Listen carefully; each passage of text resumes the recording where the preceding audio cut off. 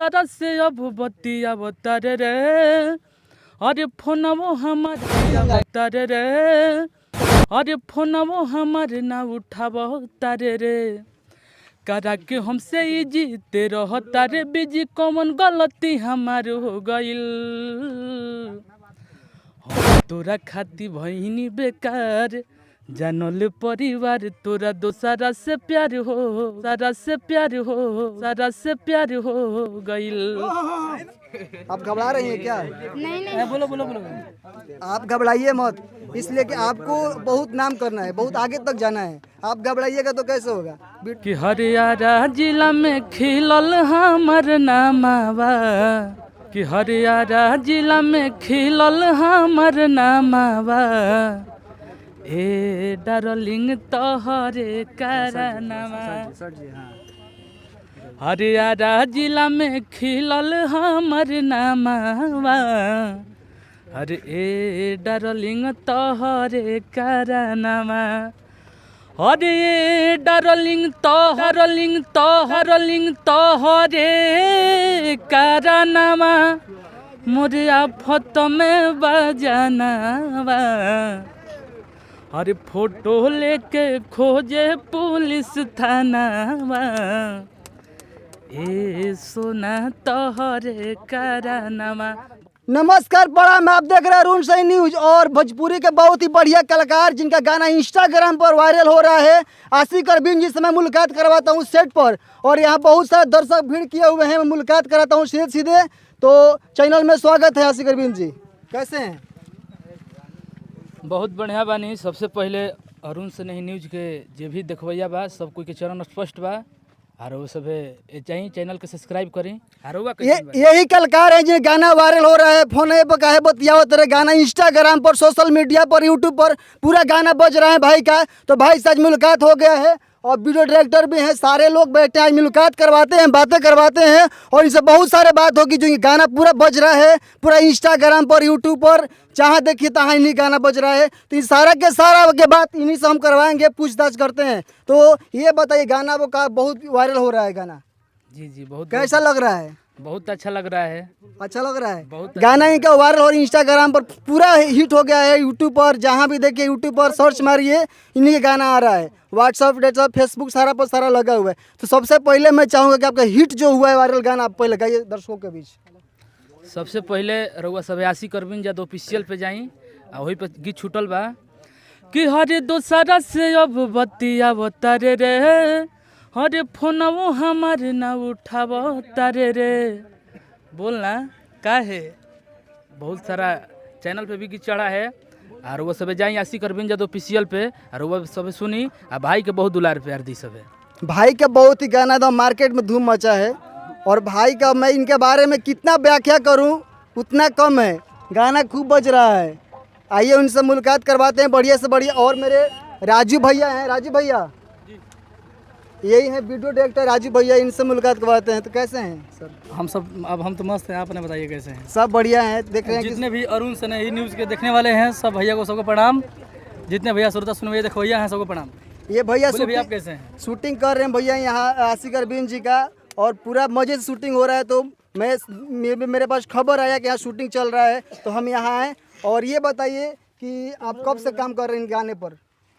अभी हम लोग सुबह से काम लगाए हुए हैं। देखिए इनका गाना, एक ही गाना पर 2 घंटे से काम हो रहा है, इतना वायरल गाना है। कल रात से 12 बजे से हम लोग तैयारी कर रहे हैं। 12 बजे से तैयारी कर रहे हैं। अभी हम लोग लमसम 2-3 घंटे लगातार शूट चला, फुटेज कट रहा था। अभी शूट बाकी है, मेन लिप सिंग बाकी है।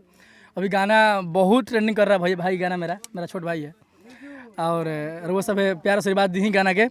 आप बहुत बढ़िया वीडियो भी आवता, बहुत बिजोड़, और वो सब उम्मीद से ज़्यादा हुई वीडियो, और वो सब देखे बहुत अच्छा लगी। भैया के सपोर्ट वीडियो यहाँ के भैया के आशिक अरविंद ऑफिशियल पर वीडियो देखे के रोज सब के मिली। और वीडियो के खूब देखी, खूब वायरल इंस्टाग्राम पर बनाई, खूब वीडियो बनाई। और भैया के व्हाट्सएप पर सारा के सारा वीडियो भेजी। यहाँ के एकदम पूरा मार्केट धले ले बाटे। और चाहम कि जे इनका मॉडल बड़ी जो सॉन्ग में भी काम करते रही वीडियो में, उनका से मुलाकात करवाते हैं। ज्योति जी से मुलाकात करते रही। मैडम को बुलाइए। आ जाओ छोटी, आ जाओ इधर, आ जाओ छोटी, आ जाओ छोटी, आ जाओ। मैडम से हम बात कर रहे हैं। थोड़ा सा जो मेरा एक्टर्स हैं थोड़ा सा तबीयत थोड़ा डाउन है। थक गई हैं। हाँ थोड़ा थोड़ा सा बुलाइए उनसे, थोड़ा सा बात करेंगे, नाम बात पूछेंगे। इधर आइए आप, इधर आइए। देखिए ज्योति जी है, इनका थक गई हैं, सुबह से काम कर रही है, 5-6 कलाकारों में काम की और इनके कलाकार इनके बाजी थक गई हैं, बोल रहे हमें थक गए हैं। तो कैसी है मैडम? ठीक हूँ, आप कैसे हैं? हम लोग बढ़िया हैं।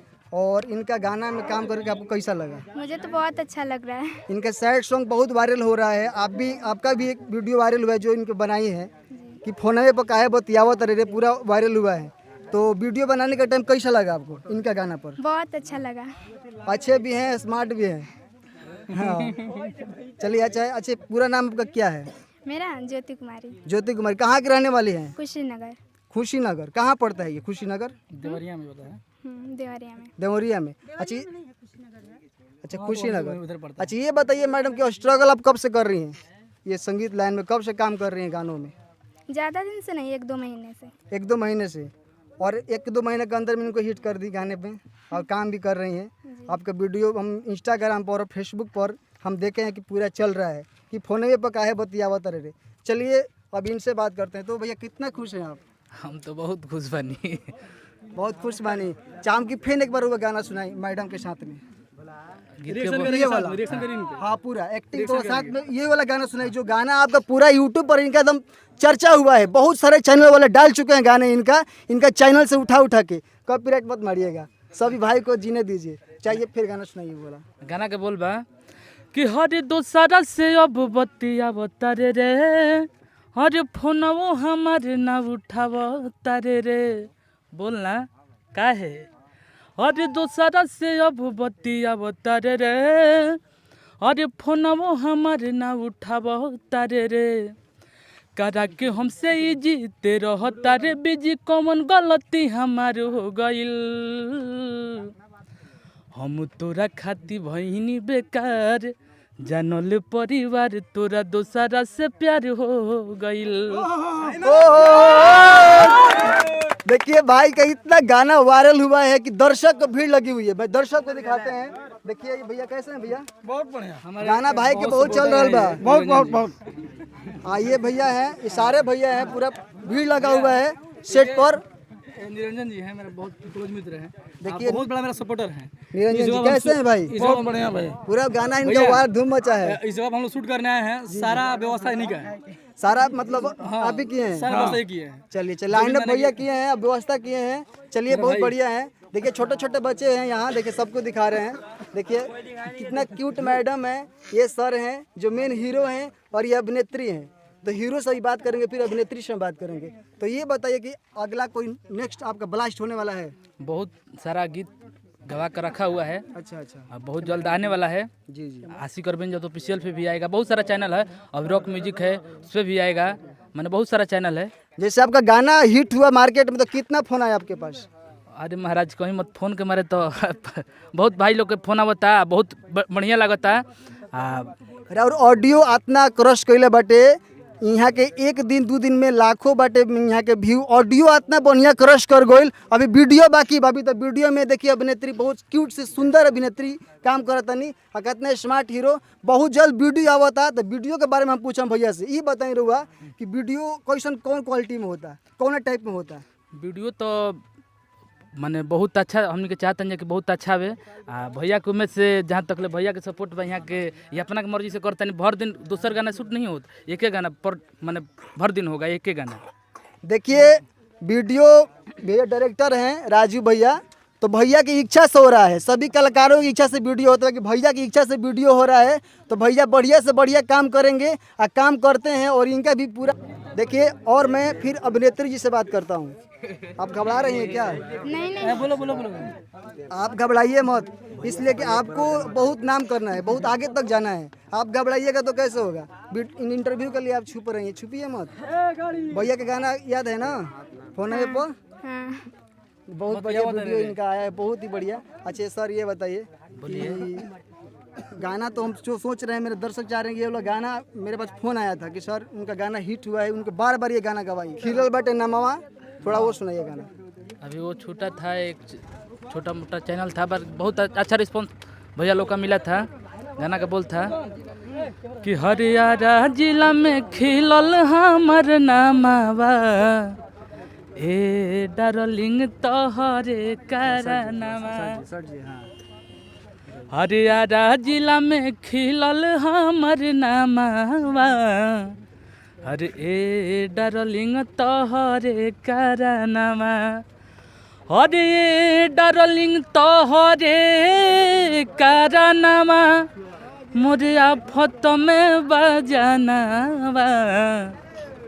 अरे फोटो लेके खोजे पुलिस थानावा ए सोना तोहरे कारनामा। बहुत लोग उठा कर गाया है। देखिए फोटो लेके घूमे पुलिस थाना में, इन्हीं करानामा आपके करानामा। देखिए ये बहुत ही मतलब यूनिक गाना, शोर से लगे हुए हैं आशिक अरविंद को वायरल करने में और बजवाने में। गाना इनका बजने लगा, प्रयास पूरा हुआ, सारे भाई प्रयास किए थे और प्रयास पूरा हुआ और गाना इनका बजने लगा और पूरा रील पर, इंस्टाग्राम पर, यूट्यूब पर पूरा बज रहा है। तो नेक्स्ट टाइम मुलाकात करवाते हैं इनसे, सर से। चलिए ठीक है सर। सब कुछ के प्रणाम बा। और वो सब गीत सुनी हालफा मचा दी बहुत दुलार।